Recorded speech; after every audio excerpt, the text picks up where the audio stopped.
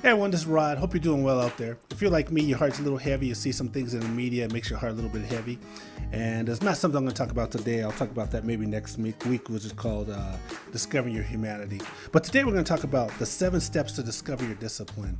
And the reason why I want to talk to you about these 7 steps to discover your discipline, because anything you want to accomplish in your life, you got to have some form of discipline to help you through it. So I create these 7 steps as a reference. It's not something you have to remember, but it gets you thinking, like, as I want to accomplish these things, I have to know, I have to use my discipline to help me to my advantage. So there's 7 steps. So the first step is discipline doesn't come naturally to you. You just have to keep that in mind. You're not born with discipline. It doesn't come naturally to you. It's hard to come by, but you have to build it up. And when I say build it up, it's kind of like the person goes to the gym who's trying to build up muscle or strength. You know, that build up doesn't occur to over time until you continually go over and over again. So it's kind of like discipline. You have to use it over and over again to build it up so you can get it to the place where it can help you reach your goals or your accomplishments. So number 2, discipline is a choice. You make this choice, and this choice is you're sacrificing. You're agreeing to accept discomfort right now or to accept some sort of pain right now so that you can have more later on. It's a sacrifice. So it's a choice. Anytime you want to accomplish something, you have to accomplish your time and effort today so that you can have more tomorrow. So number 3, this is a good one. You just have to start. There's so many distractions out there on us when we're trying to do what we're supposed to do. Say you want to study, there's distraction of video games, a distraction of TV, distractions of your family, whatever it is. And you're just not going to want to sit down and do it, so you're going to hesitate. Well, when it comes to discipline is not going to step in and help you unless you make that start. So if you're studying, all you have to do is pick up the book, open the book, and start reading it. Once you start reading it and you show discipline that you can put aside those distractions just for a couple of minutes, then what happens is discipline will step in and it'll help you out. Number 4, discipline will ask one thing of you at the end of the day. And that one thing is, did you do it? Discipline is not going to ask for your excuses why you didn't do it or not. It just wants to know, did you do it?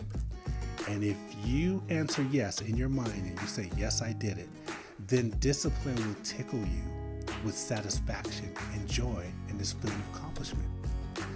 But if you say no, then discipline will poke you with dissatisfaction and regret. So you want to get to the point that at the end of the day, when discipline asks you, did you do it or not, you want to be able to say yes. Number 5, the more you dislike something, the harder discipline is to come by. And this is so natural. So like if you don't like studying, sitting down to study is always going to be a chore for you. And that's okay. Just so you know that the reason why it's so hard for me right now is because I just don't want to do it. But you still use discipline to your advantage to get things done. So just keep that in mind. But the opposite of that is number 6, which is the more you like something, the easier it is to do it. The easier it is to use your discipline to do it. I mean, you hear stories all the time about people. I'll use Oprah, for example. You know, there's been times where I've heard or read that she will work 12 or 18 hours a day. So that's a lot of discipline. And I feel just from listening to her over the years that she's able to do that because it's something that she loves to do. And since she loves to do it, discipline comes easy to her. All right, so number 7 is important. And this is my final one, which is if discipline comes easy for you for certain things, it might mean that you're on the right path of doing what you're meant to do.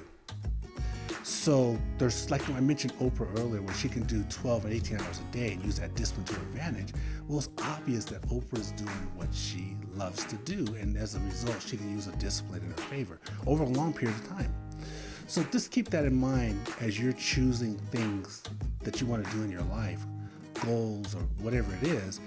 If it comes easier for you to use your discipline to sit down longer periods of time to learn it and study it, then that might be an indication that you're doing what you're meant to do. So my final word is that anything that you want to accomplish in your life, you've got to use your discipline. You can't accomplish anything without discipline, where you're telling yourself to sit there and to do something that you don't want to do at that moment, or you're giving up some sort of time. You got to use discipline.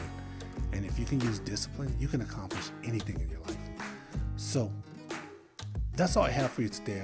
Once again, I appreciate all of you for listening, and I'll talk to you again soon.